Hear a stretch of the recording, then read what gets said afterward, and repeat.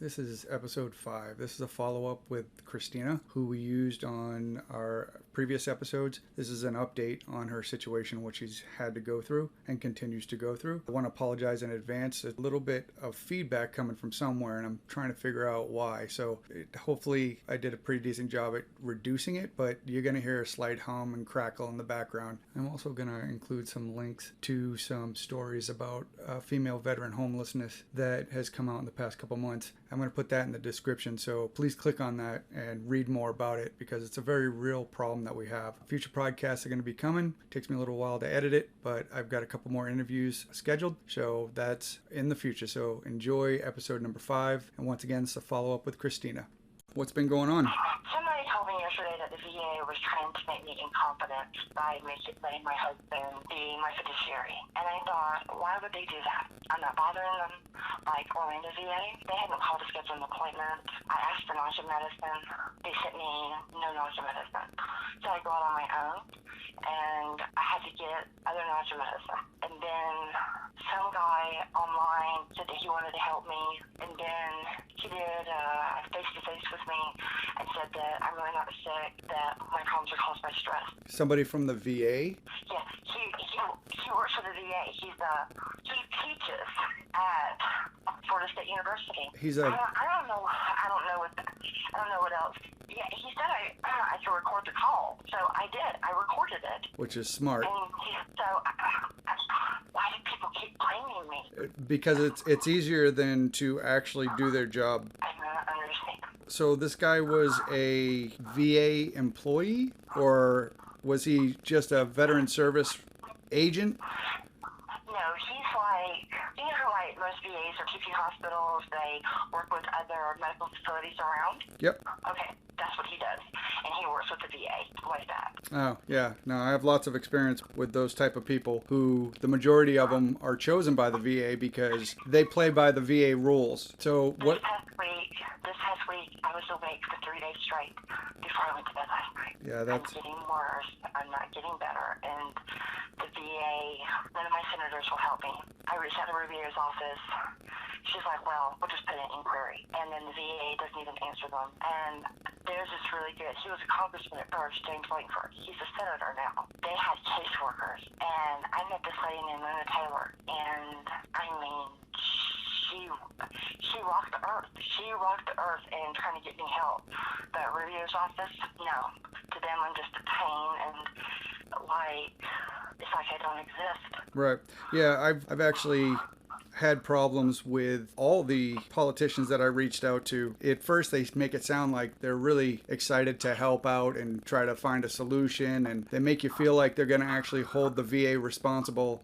But the fact of the matter was they had me send them a copy of my medical records, which I did, and that's 2 very thick volumes of medical records. And the VA was constantly sending and still denying claims and appeals. And I kept sending the senator's office, the liaison, proof. And I kept writing letters to them saying, listen, I see what the VA is doing. You're putting in an inquiry and the VA is sating you by saying, we're looking into this or we're properly processing his claim. We appreciate your concern for your constituent. And the senator's office would send me a copy of that, but the results would never change. So despite me constantly sending proof, and in my letters, I clearly state, look, I understand exactly what you're doing and I need you to stop. Because what you're doing is you're sending the VA a copy of the letter that I'm sending you, which is outlining all of the proof that I've compiled that the VA has been targeting me and deliberately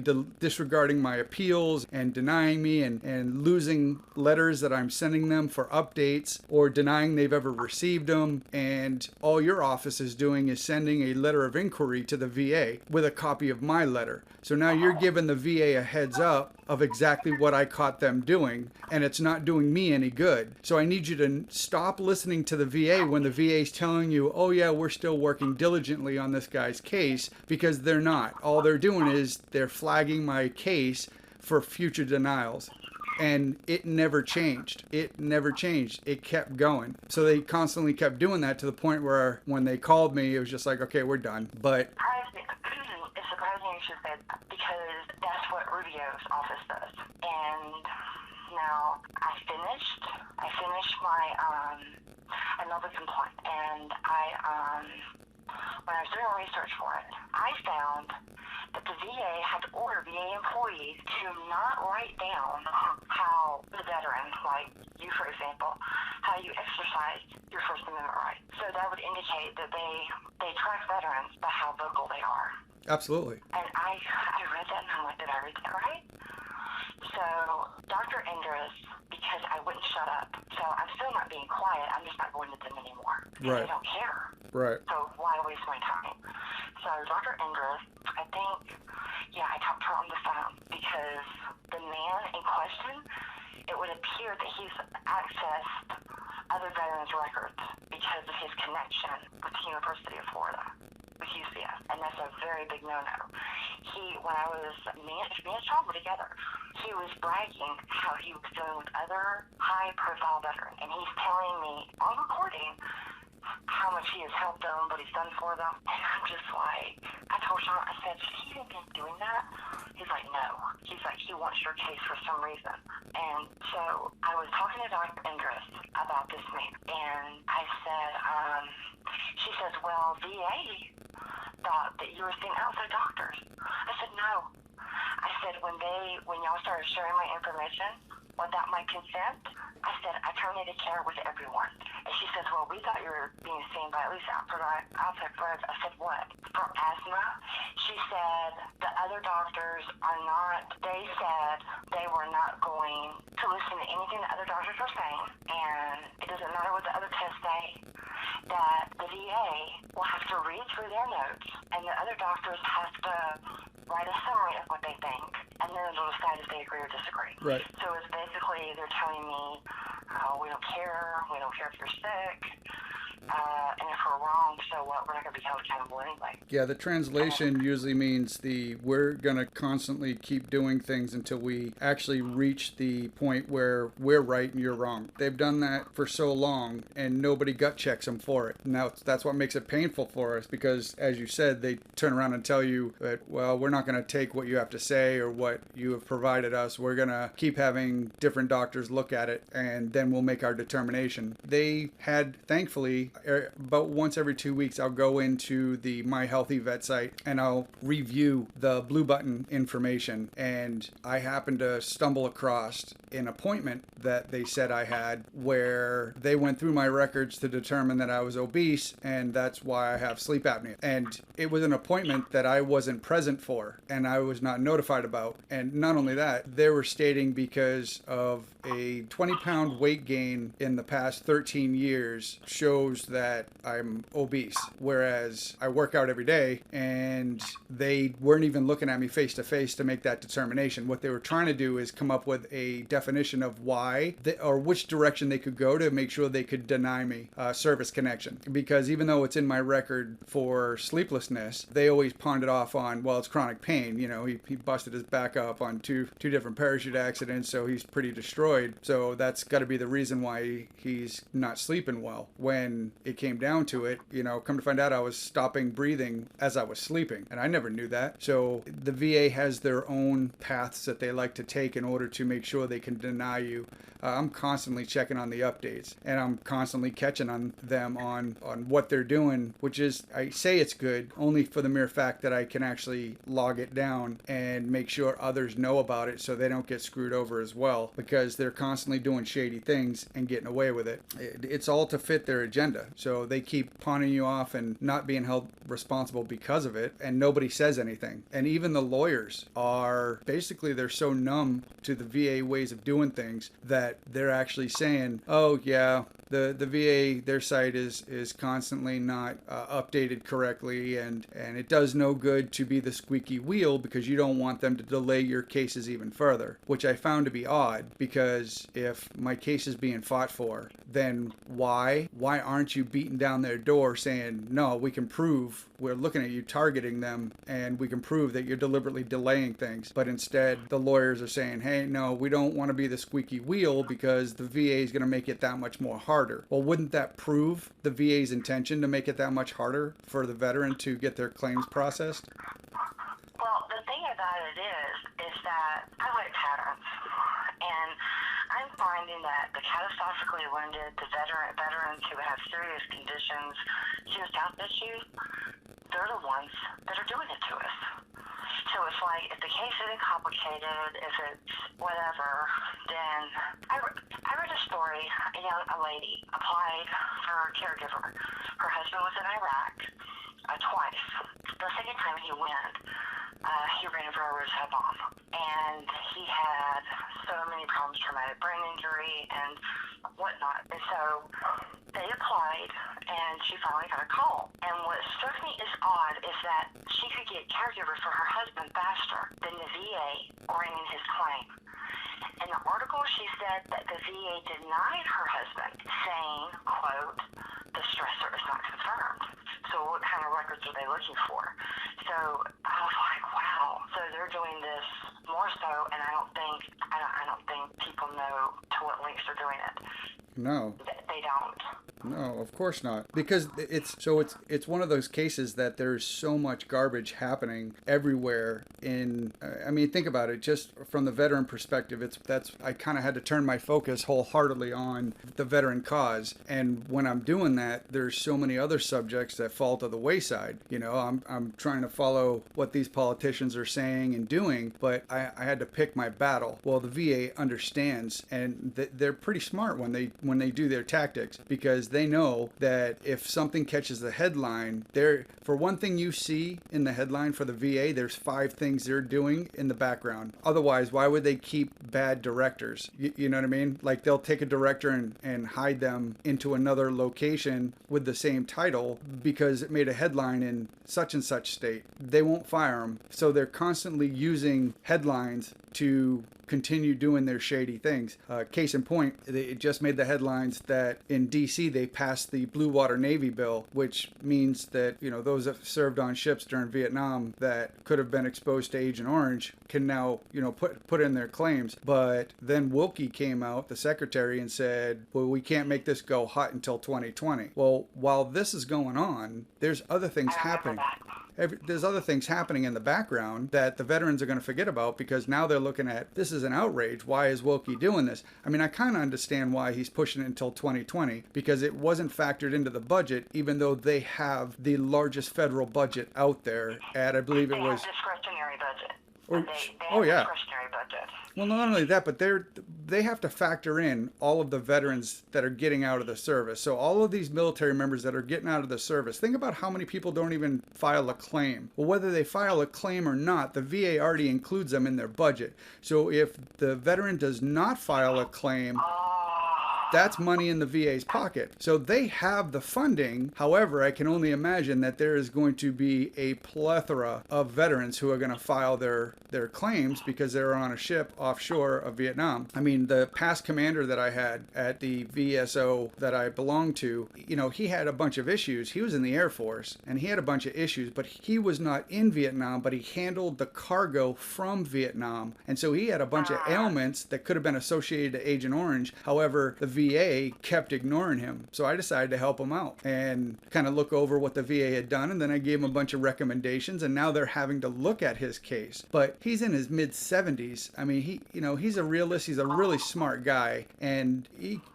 kind of knows that his time is limited, but so does the VA. And that's why they keep delaying. I mean, think about the whole new Mission Act where, we're going to have claims processed in 6 months for every veteran. Well, that doesn't mean processed properly, right? Yeah, it doesn't mean it's going to be right.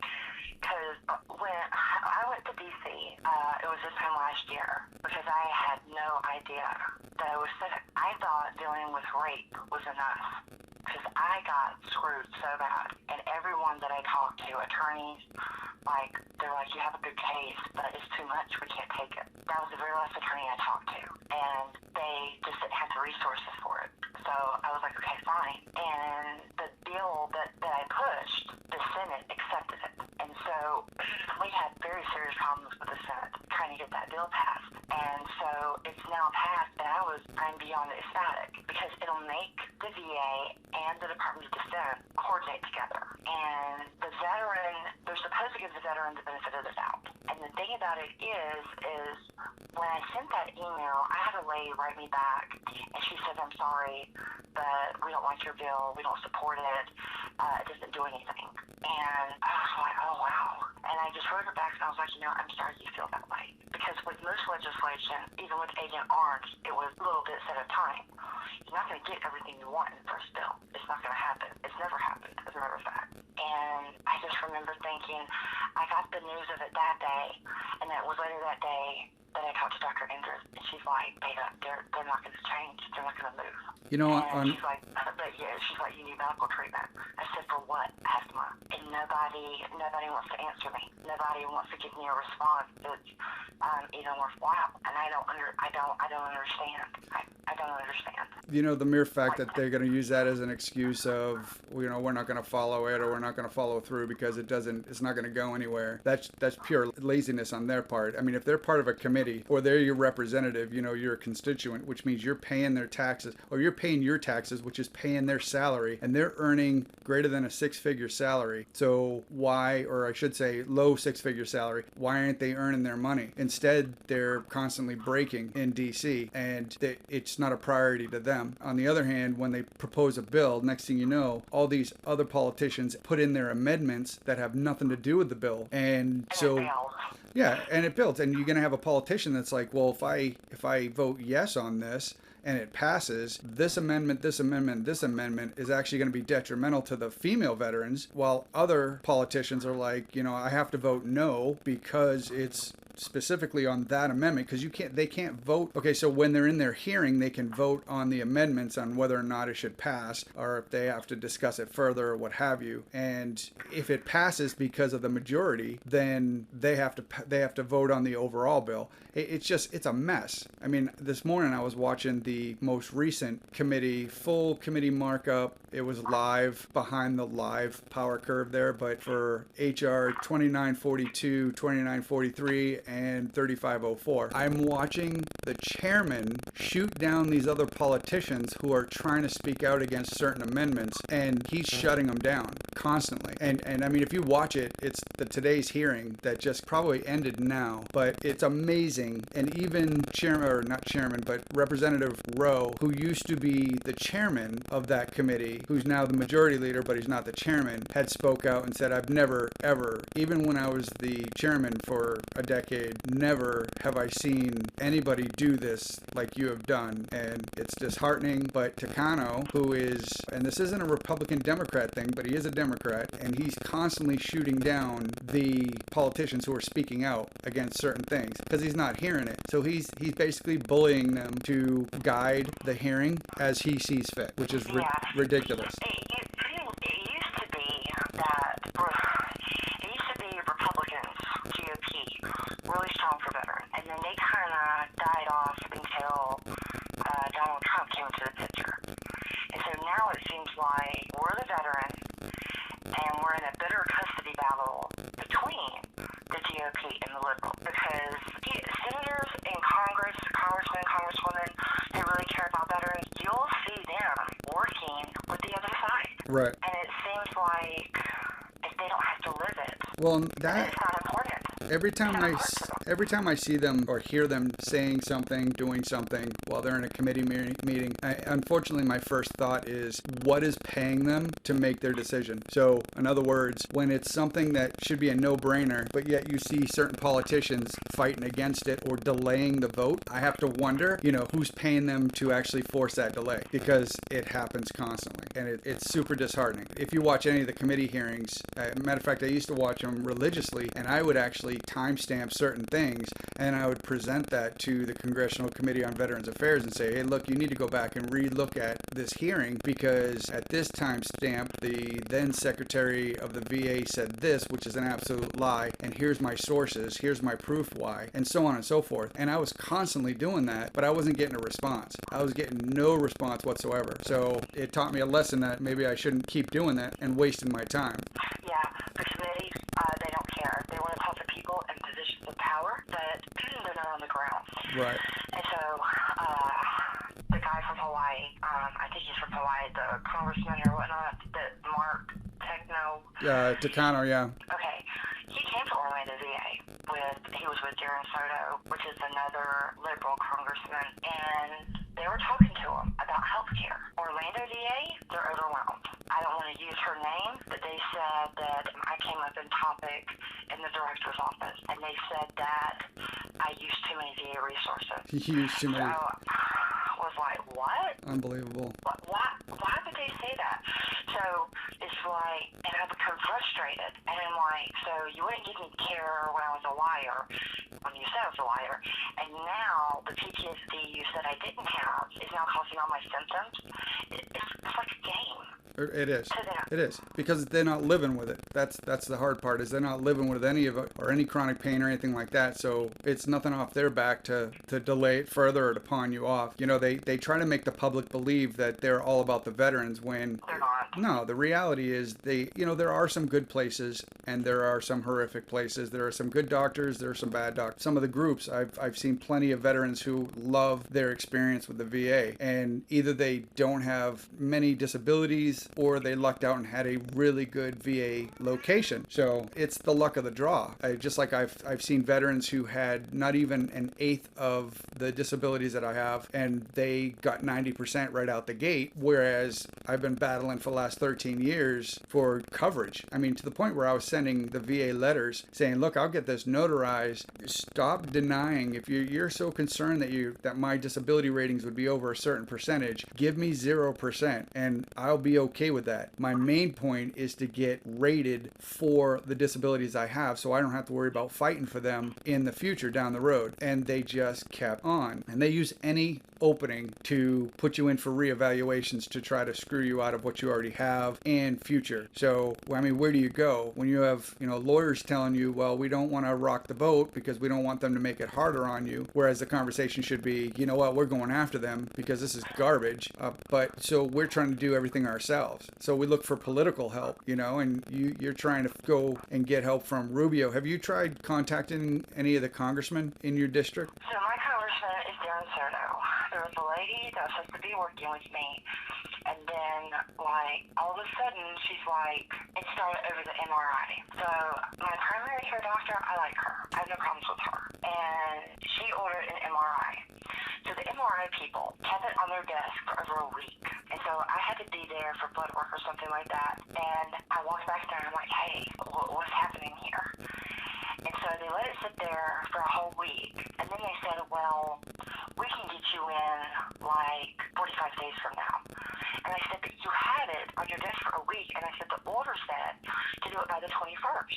And I said, you're not doing it. I said, you're scheduling other veterans when their issues are not critical.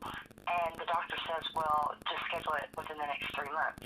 If the doctor does that, then that gives them leeway because it's the doctor's order. But they didn't do that. And so the lady that was behind the counter, she was like, you can't talk to us that way. So I got the director's office on the phone.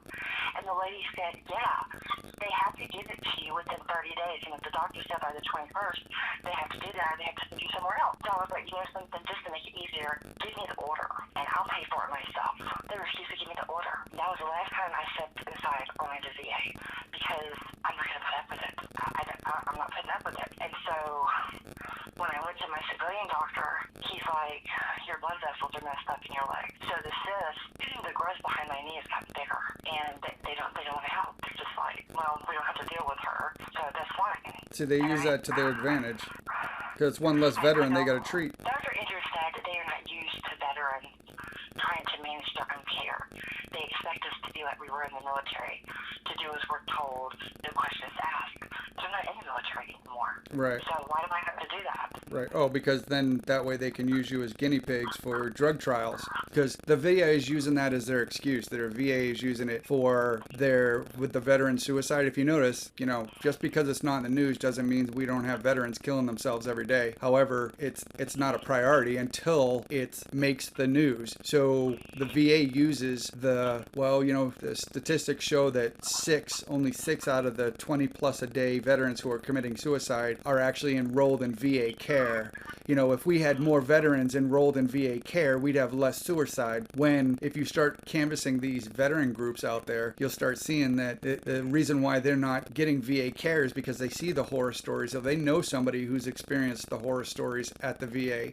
I know a lot of the vets that I've spoken to, when we just converse about experiences, they're like, yeah, no, I stopped using the VA specifically because of, you know, seeing and talking to the other vets in the waiting room and waiting 3 hours for my appointment, you know, but God forbid if I'm late for an appointment, they're going to outright cancel me, and then I'm not going to be able to have an appointment for the next 3 months, and they're justified. So it's funny how they use the headlines to their advantage by pawning it off, saying, well, we don't, if these veterans enrolled in VA care, then we'd be able to stop veteran suicide. But that's a lie. The VA makes veterans kill themselves. oh yeah, well, it's case after case. I don't even mind saying this. Dealing with the VA, I would rather deal with Joni Ernest face to face than deal with them, because they do. They make veterans think about suicide. I wrote that thing. They were looking for public comment on that thing, right? Where they're wanting public input about suicide prevention, and things like that, and they're ignorant. So I can go to Facebook and I can type in the search bar, I can't take it anymore. And when I go through the comments, 90% of them that I'm reading are veterans. Right.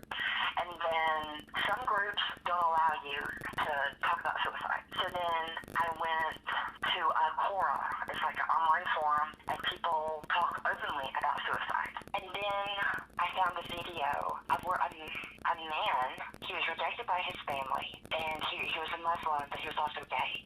He took a shotgun and blew his head off on Facebook Live. Oh, damn. And yeah, I was sitting there, I was like, oh God. And so the pattern I'm finding is that it's the veterans that America has rejected. It's the veterans that America has rejected. The VA has rejected. Department of Defense. They don't get it. They don't get it. And so the VA, when they talk about suicide, they act like they really do care. But the fact of the matter is, if they would treat veterans better, I don't think it would be as often as we're seeing it.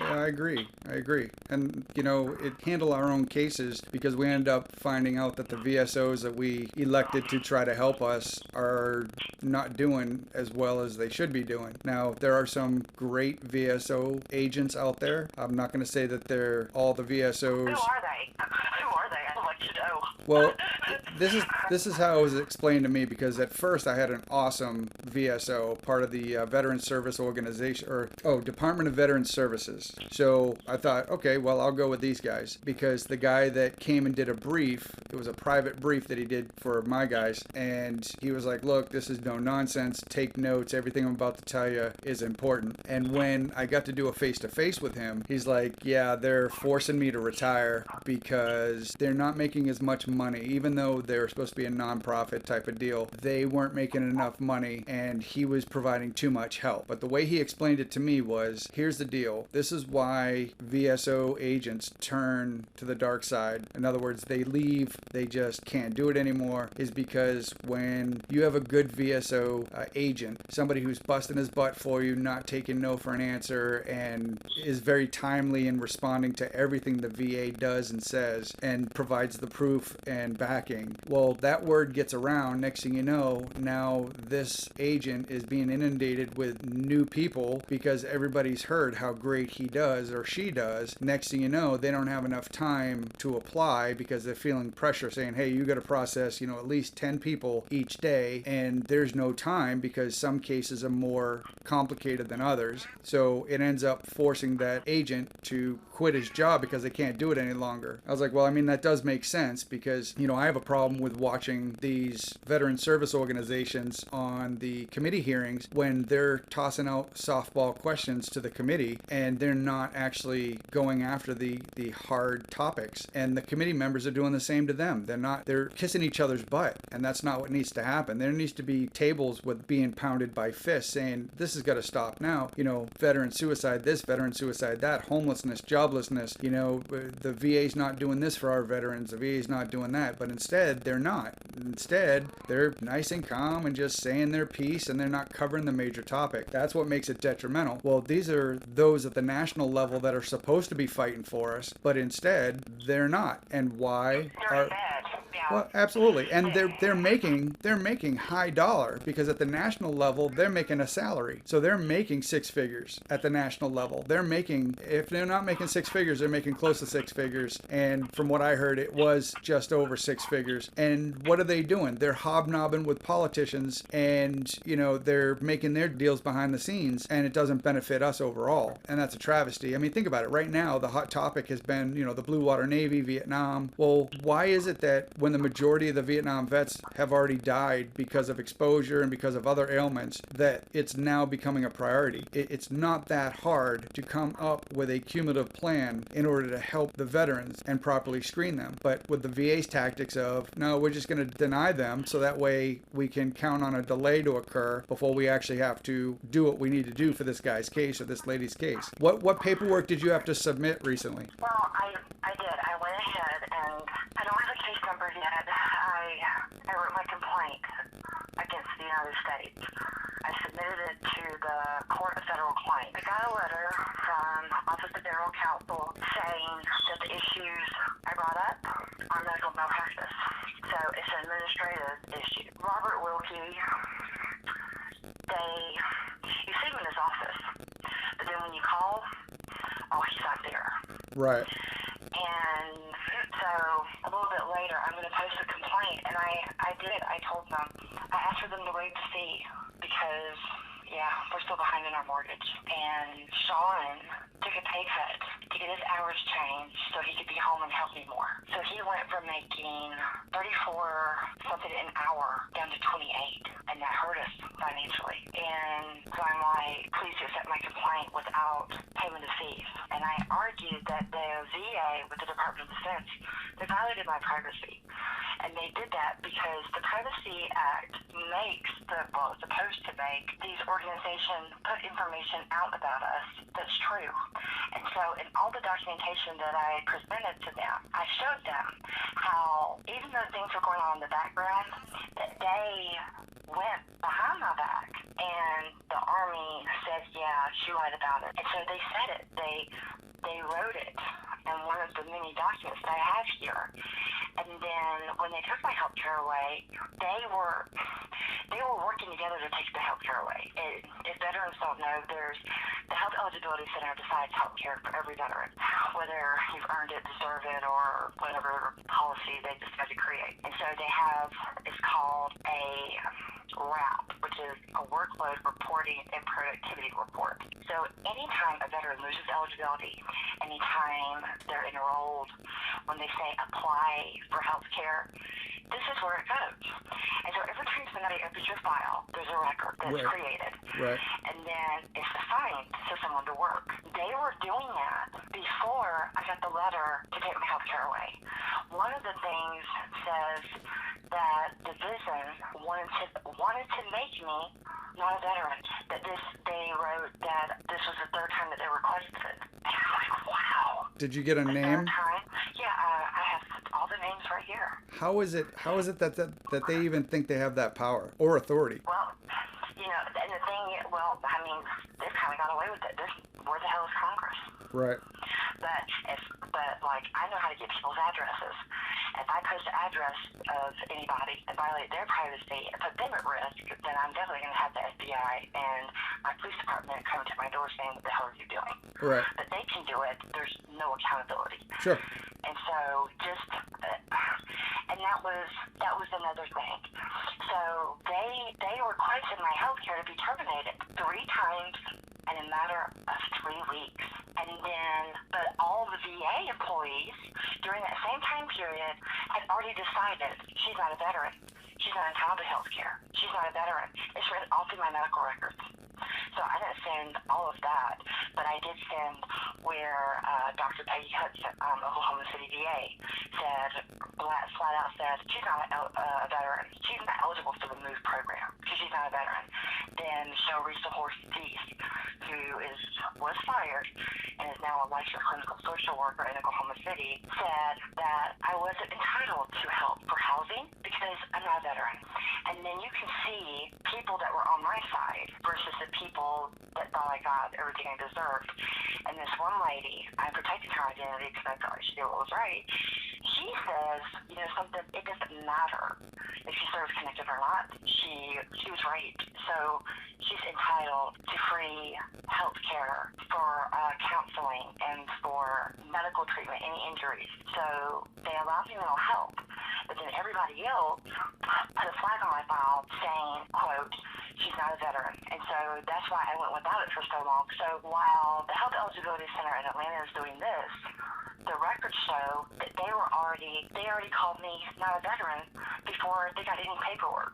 And so, like, if a veteran appeals something, the VA is not allowed to take any action on it until that appeal period time is up. But they never did that, and there's no one making them accountable. And so I submitted that to the court, and I submitted how, even after I got service connected, they refused to treat traumatic brain injury, saying that, I needed to take it up with the benefits office. And I thought that was weird. I'm service connected. Why can't I have that? And so I just showed the timeline of how they pushed out false information. So from the time I left the service until 2015, they violated my privacy by not speaking the truth over 15 times. And it's documented. That's what I have documented. And so now I was sitting here and I was trying to write the complaint, and it says, I'm not a lawyer, so I have to kind of do this a little bit at a time. It says, to prove a privacy violation with the Tucker Act, which is what I filed it under, and violation of my Fifth Amendment right, you have to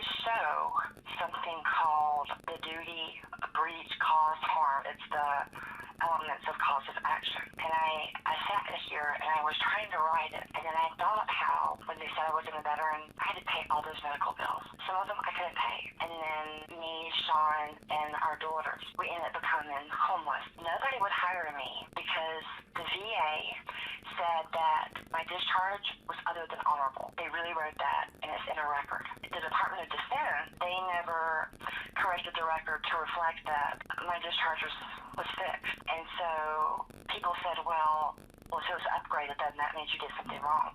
And I tried to tell them, I said it would have upgraded. The military, the Army Discharge Review Board, they went back to the day I left the military. So I didn't get a DD 215.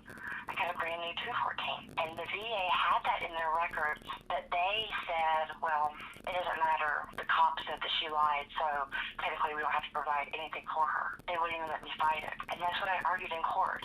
Due to them doing that, Dr. Miller and Vanderbilt said, with these diseases, early detection is critical. And the VA, with the Department of Defense, knew about burn pits. They knew about them in 2010. They wrote a memorandum telling readers how to look at the claims.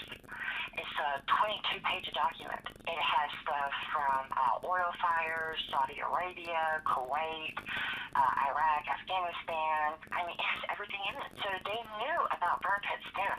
They knew that I was in blood, but they just didn't want to do anything. So due to their administrative error, their policy oversight, I would have ended up dying anyway. That's not even an issue. But what is an issue is how much time I would have left. Sure. So that's what I argued to the court. And I'm praying that they take my complaint and they don't make me prepay. It's $400 filing fee.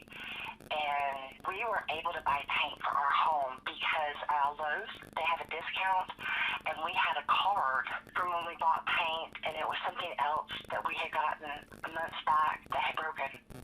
And that's what we used to buy paint. The bank accounts are in the hole, the credit cards are almost maxed out. And then the VA saying, through Linda Endress, well, you just need to be grateful that your service connected at all. See, that's what they try to put on most vets. So that way the veteran sits there and goes, well, I don't want to open my mouth because they'll take it all away. Okay. So I would lose my house. I would have to move in an undesirable neighborhood with my 3 daughters and pray that I don't have to get rid of my dogs. All right? So Yeah, it makes it wouldn't be the first time. It just wouldn't be the first time that we've been through this. Right. Well, what really burns me up is how quick somebody can get a meeting with any kind of committee, depending on their status. Recently, I just saw, and the 9/11 emergency responders should have already been taken care of. Them and their families should have been taken. As soon as people started getting sick, they should have been taken care of. That's a no-brainer. And the one guy who just passed away, he was sitting next to Jon Stewart, and Jon Stewart is addressing a committee who are all present, and he's going off on them on why it is that these guys are being left behind. Now, and I agree wholeheartedly. I agree with Jon Stewart, absolutely. But what surprised me was, how is he able to get a conference with these people that quickly? And it dawned on me that he's not the only one. If you start looking at past examples, it's usually somebody that's affiliated with politics, a movie star, or music, a rock star of some level, who is able to get an immediate face-to-face with committee. So the average veteran is not going to be able to request a face-to-face because they're going to constantly get well, we're too busy, we're doing other things, we're not just sitting up here sitting on our hands. But if you're a movie star, then you got an immediate audience. Now, once again, I want to reiterate, I think the 9/11, not only the survivors should have been taken care of, but their family members should have been as well, because it's been proven on their ailments that it's being passed to another generation. So that needs to be addressed immediately. That's, once again, a no-brainer. Well, believe it or not, because a commoner, rarely, because a commoner was able to address, he was with another gentleman that had a little bit of political power in New York, and I don't remember his name, Kentucky guy, big eyes, white hair with glasses that don't fit his face. That guy, he was talking to him and this committee, and he said what you did. That day, they got all the benefits that they needed. It was signed off on. The next day, the man who spoke about his cancer and his illness, he died. Because while he was talking to this stupid committee, he was supposed to be getting his chemo, but he didn't, and it killed him. I'm not joking.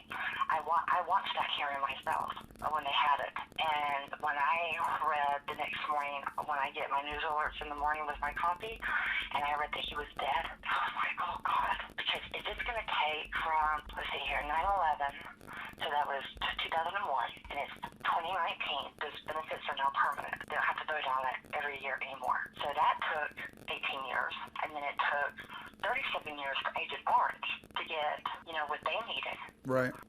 But I'm never going to see it. Have you ever seen it take that long for them to pass a raise for themselves? No, absolutely not. Absolutely not. There was another lady on Twitter who had mentioned that, and I said, you know something? I said, I think that we should pursue them as individuals and not lawmakers. Right. Because many years ago, there was a lady, she was the daughter of a congressman, and somebody tried to pull her out of her car in D.C. and rape her on the side of the road. Only then did sexual assault maybe start getting a little leeway. Right. But then one day, she was gone. She disappeared. So if it's not okay for a congressman's daughter, why is it okay for me? Exactly. Or anybody else? Very much double standard. And the thing is the other day, I think it was like my second day being awake. I was getting kind of worried, so I typed into Google, how long is too long to be awake with no sleep? And I'm reading it, and then all of a sudden I started choking, and I couldn't breathe. And my husband had to come help me. And after it was over, I was like, I'm getting a lot worse, aren't I? He's like, yeah. He said, I see it every day. And he said, when I look at you, he says, you always look like you're in so much pain. And that came from my spouse.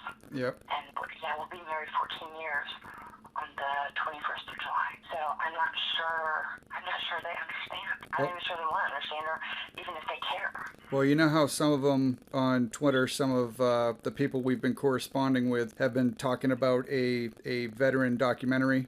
Yeah. Okay, well, Yeah. I just so happen to have run into somebody else who is a filmmaker who is working towards the same thing. So I'm trying to get information from him regarding whether or not he's the one that they've been in contact with on creating the documentary, or if he's deciding to do this on his own and has no idea that anybody else is trying to do it. But my main goal is to make it where we have one force working towards a positive end result for veteran community without having interviewing 500 pissed off veterans trying to make a documentary, because they'll never all get published. And it's just a lot of extra work, when if we were to focus and actually organize, then perhaps we can get a documentary that's worth something produced quicker and with more substance. So yeah, I know. Well, I know like three, and so Mr. Kirby, and there was another lady, Amy Ziering. They made the Invisible War, and that's why they started pushing for sexual assault reform. Right. And then there's another gentleman, Luca. I think he was born in Russia, but he went into the military, and they cut cancer out of him without putting him under. They gave him a local and cut about 4 inches into his skin to get cancer out. He has videos of it. So he left the U.S. He lives in Oporto, whatever, overseas. His family lives in Detroit. we'll exchange information. Yeah, but should it take that, right? Should it take that? I think that's a little extreme that we have to go through all of this. I definitely... People are like giving the sword vomit. Yeah, That's no. what I call it. Yeah, absolutely. No, I agree with you. I agree with you wholeheartedly. And it pisses me off to the point where, well, it got me off my butt to start doing this podcast and start to get more stories out there. It takes us putting in the effort to pursue the solutions ourselves. And we can't, there's no way we're going to be able to wait for the VA to do good things for us. We have to pursue it ourselves. I mean, I tried to follow the rules. You know, I made the call to the VA and said, I want to be put in contact with the director. And, well, we don't have a phone number for them, which is a lie. And I said, but they said they can send him a message. And I was like, okay, well, send him a message stating specifically to contact me so we can have a dialogue, because I have some questions that I need answers to, and I need them to be precise. I don't want generic. I don't want What did they say to that? Oh, I received a letter from the director telling which told me nothing. Completely did not address anything. And my response to that was exactly that. I'm like, well, welcome to the distrust club. In other words, you just proved to me that you are exactly like everybody else I've had to deal with in the VA. So I guess it doesn't determine how good you are by location, because unfortunately you have just proven to be just like the other so-called leadership in the VA. So congratulations, you've now made my top 10 of those I can't trust. You know, I gave you specific questions and you avoided all of them. And the big thing is because they're totally bobbing and weaving to deny me access to the patient access report, because they know once I have that, it's going to prove that they had me targeted years ago, which I already had confirmed by somebody we had on the inside. But yet they want to avoid having me have any of that in hand, because then I can take it and bring it towards DC.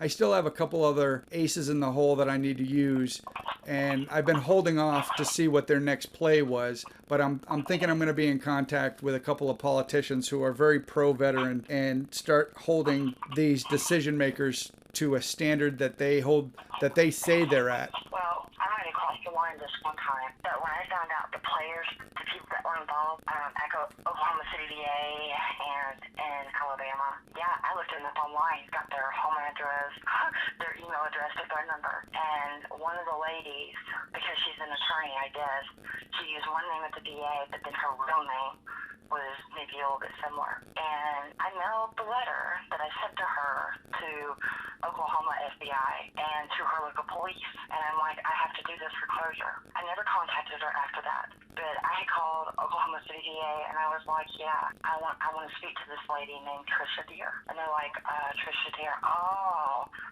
So she was working from home. How nice. And so I asked her, I said, do you know who I am? And she's like, no. And I said, okay, so I'm just going to use that to my advantage. I said, I have a question. I said, when you take health care away from the veteran, I said, do you view all the records and then just decide not to give them due process? How does that work exactly? And you know what? She couldn't even give me a straight answer. Her answer was, well, I have to see the record. And I'm like, so you have to see the record to see if you want to follow the law or not? Right, it should be one standard. And so I did. I mailed it to her house, all of the documents, everything that she did. I wrote a letter. And then after that, I said what I needed to, and then I was done with her. So then I pursued my commander. He's a Chick-fil-A business owner in Alabama. And of course, he tells his pretty little wife all these lies and stuff like that. When I have his signature, I have the United States government saying that he, with another guy, I'm not going to speak his name because he's deceased, but him, with my other command, took authority. They used authority that they didn't have. That's what the government said. And so here he is, all the way down in Alabama with his Chick-fil-A location. He's doing what he needs to do, but he has to live with what he's done.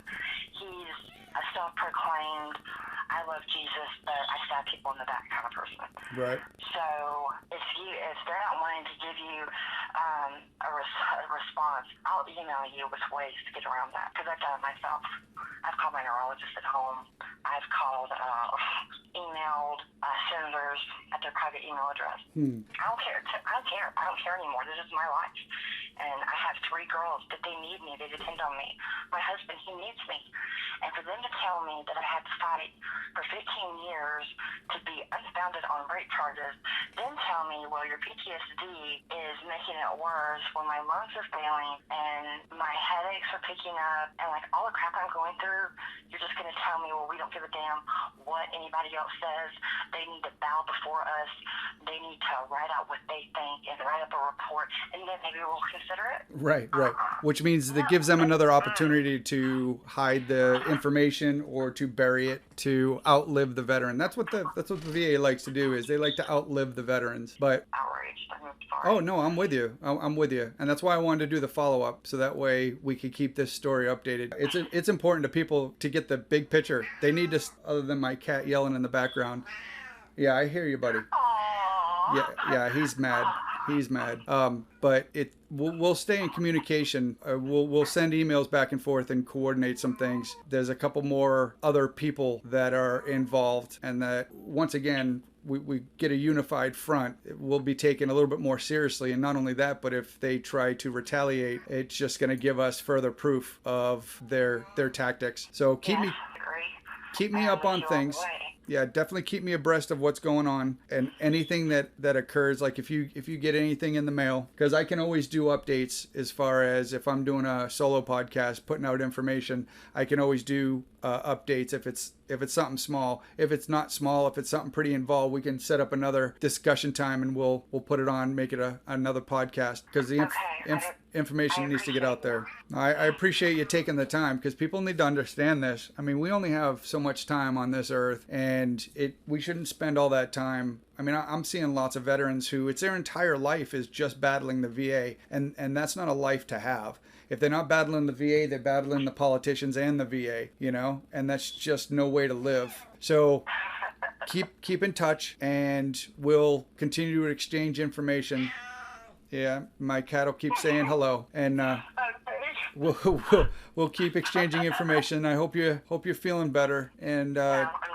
keep. I'm alive. I'm breathing. That's it. Keep the faith, kid. Keep the faith. I will talk to you soon, okay? All right, I'll be here for a while. All right. I'll talk to you later. All right. Bye-bye. All right.